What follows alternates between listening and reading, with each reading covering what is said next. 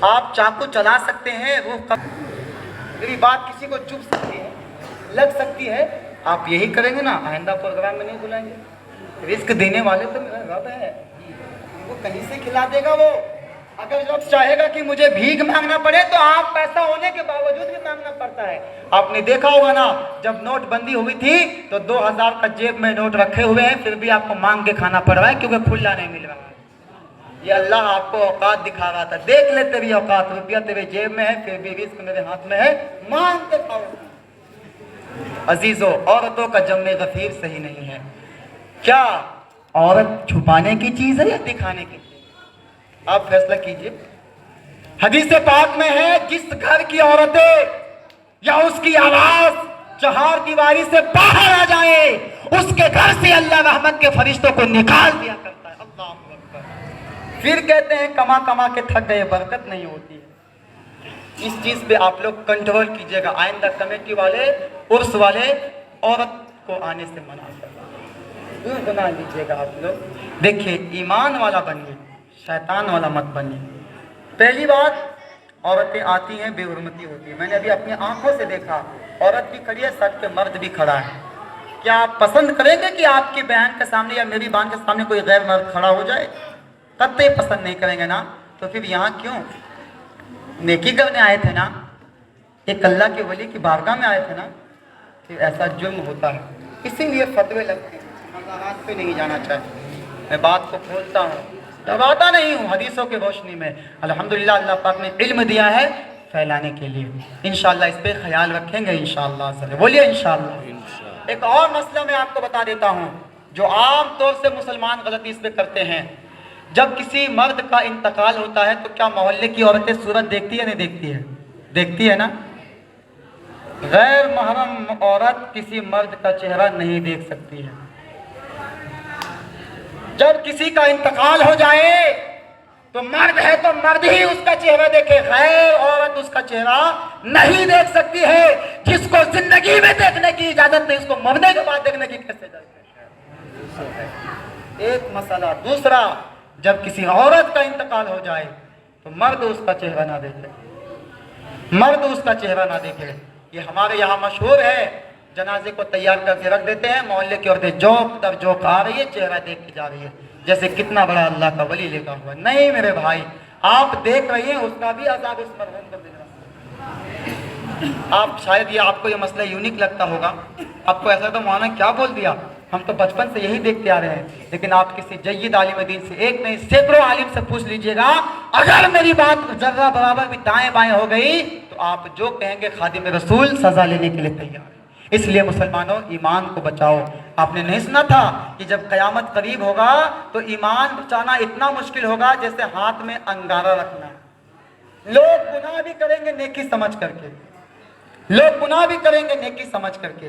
تو اس دور میں ہم اور آپ جی رہے ہیں، ایمان بچانا بڑا کٹھن ہے۔ اس لیے ان سب باتوں پہ عمل رکھیے گا، غور کیجیے گا۔ اور آپ عاشقان رسول سے میری گزارش ہے، جتنی باتیں میں نے بیان کیا ہے، آپ عاشقان رسول اسے اپنی ذہن و دماغ میں سمیٹنے کی کوشش کیجیے گا۔ اتنی دور کی مسافت طے کرنے کے آنے کا مقصد میرا صرف یہی تھا کہ جو دین کا پیغام ہے وہ میں آپ تک کے پہنچا دوں۔ عزیزان گرامی وقار، صلی اللہ علیہ وسلم کے پیارے دیوانوں، آپ کو یاد ہوگا جب سیدہ طیبہ طاہرہ عابدہ زاہدہ سیدہ فاطمہ کا وصال ہوا تھا تو انہوں نے وصیت کیا تھا، اے علی جب میرا انتقال ہو جائے تو جنازہ رات کے وقت میں نکالنا۔ حکمت پوچھا گیا، کہا اے علی جب میرے چہرے کو زندگی میں کسی نے نہیں دیکھا تو فاطمہ چاہتی ہے کہ مرنے کے بعد بھی اس کا چہرہ کوئی نہیں دیکھے۔ یہ نبی کی بیٹی کی بات کر رہا ہوں جو جنتی عورتوں کی سردار ہے، ملکہ جنت عورتوں کے لیے سردار ہے نا وہ، تو ان کی یہ نصیحت اور وصیت تھی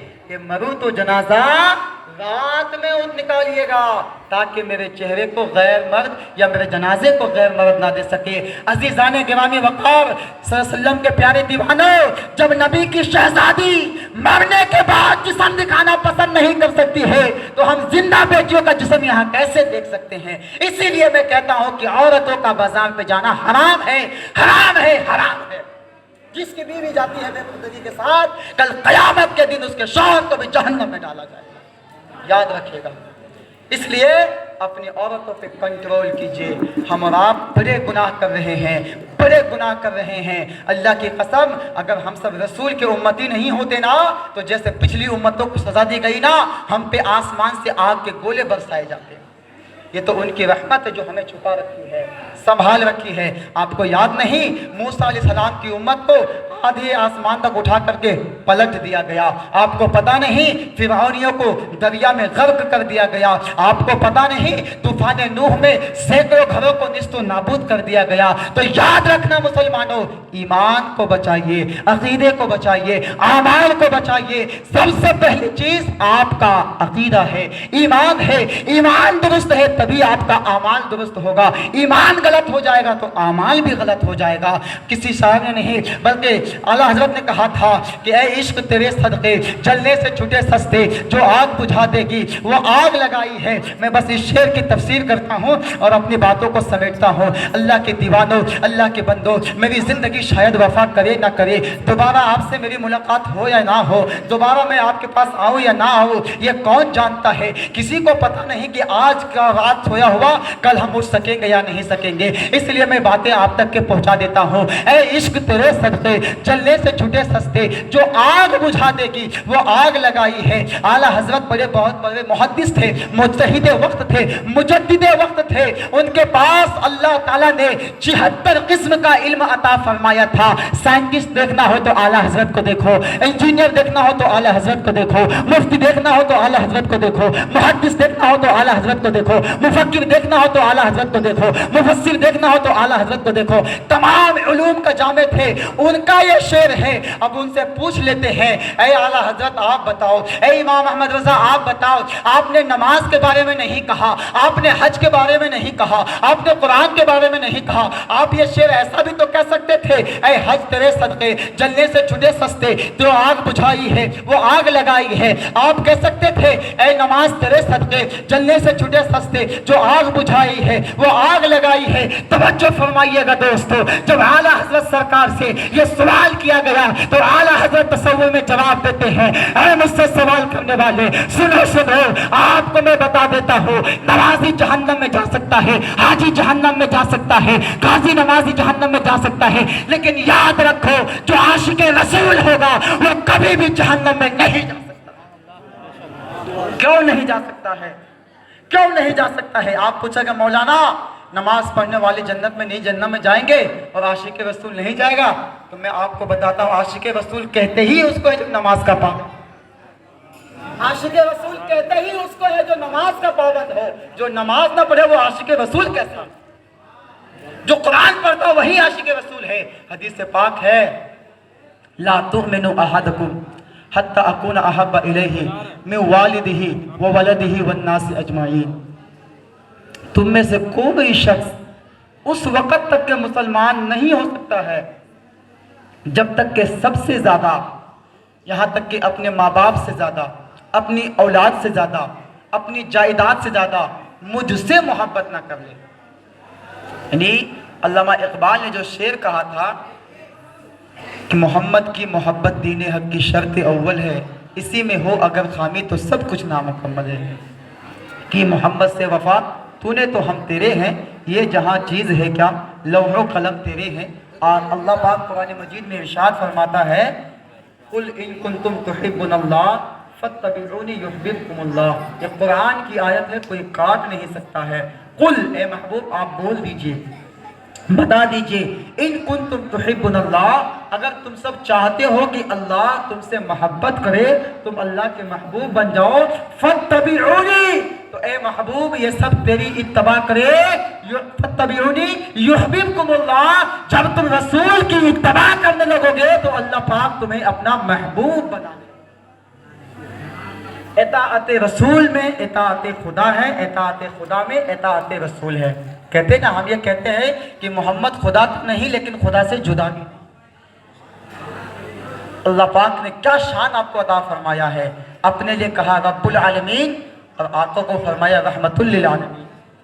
اللہ پاک نے اپنے بعد اپنے نام کے لکھے رکھا لا الہ الا اللہ، جسٹ بعد میں کیا رکھا محمد رسول اللہ.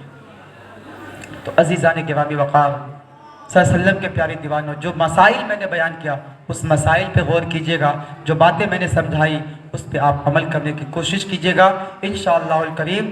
آپ میں سے جتنے اسلامی بھائی یہاں پہ بیٹھے ہیں، حاضر ہیں، میری باتوں کا خلاصہ سن لیجئے۔ میں نے پہلی بات جو کہا تھا کہ کسی کا دل مت توڑو، کسی کا دل مت توڑو۔ دوسری بات میں نے کہا تھا معاف کرنا سیکھ جاؤ، کسی نے غلطی کیا ہے تو اسے اللہ کی رضا کے لیے معاف کر دیا کریں۔ تیسری بات میں نے کہا تھا غوث اعظم کے حوالے سے کہ علم حاصل کرو۔ چوتھی بات میں نے کہا تھا ماں باپ کی خدمت کیا کرو، ان سے محبت کیا کرو۔ پانچویں بات میں نے کہا تھا سب سے پہلے اللہ کی بارگاہ میں جھکنا سیکھ جاؤ۔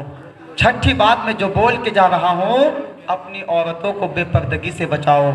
ساتویں بات میری یہ ہے کہ رسول اللہ سے سچی محبت کرو۔ یہ میری پوری تقریر کا خلاصہ ہو گیا ایک لفظوں میں۔ انشاءاللہ اس پہ عمل ہوگا، بولیے انشاءاللہ۔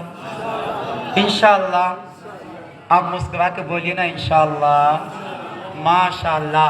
بس اب 2 شعر پڑھوں گا، پروگرام ختم۔ بولیے سبحان اللہ۔